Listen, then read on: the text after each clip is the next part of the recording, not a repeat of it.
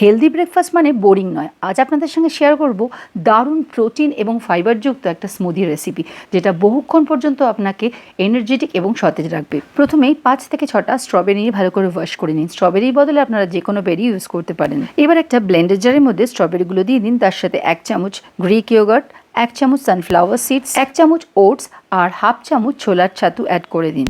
তার সাথে অ্যাড করুন হাফ টিস্পুন সিনামন পাউডার, সাথে 2টো খোসা ছাড়ানো খেজুর, যেটা আপনার সুইটনারের কাজ করবে। এবার হলো এই স্মুদির মেন টুইস্ট। সাথে অ্যাড করেছি 1 চামচ ইসবগুল, যা আপনার সারাদিনের ফাইবারের চাহিদা পূরণ করে দেবে। সাথে half cup liquid milk, double toned হলে ভালো হয়, যে কোনো ব্র্যান্ডই হতে পারে। আমার ল্যাকটোজ ইনটলারেন্সের জন্য আমি এখানে ল্যাকটোজ ফ্রি দুধ ইউজ করেছি। সাথে অ্যাড করবেন 1 কাপ জল। এই সব কিছুকে খুব ভালো করে ব্লেন্ড করে নিলেই কিন্তু আপনার এই হেলদি স্মুদি রেডি হয়ে যাবে। উপর থেকে একটু পেস্তা বাদাম কুচি ছড়িয়ে দিন। ঠান্ডা ঠান্ডা সার্ভ করুন অথবা নিজে খান। একবার খেলে আপনার গরমের দিনে বারবার খেতে ইচ্ছা করবে। বাড়ির ছোটদের সারাদিন এনার্জেটিক থাকার জন্য স্কুল কলেজ যাওয়ার আগে কিংবা আসার পর এই স্মুদি বানিয়ে খাওয়াতে পারেন।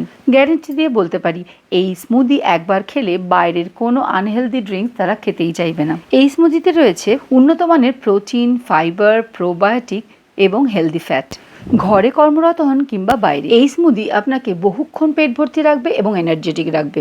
কনস্টিপেশনের সমস্যা দূর করবে আর এর টেস্ট জাস্ট ওয়াও। বাড়িতে তৈরি এই স্মুদি খেয়ে আপনাদের কেমন লাগলো অবশ্যই জানাবেন।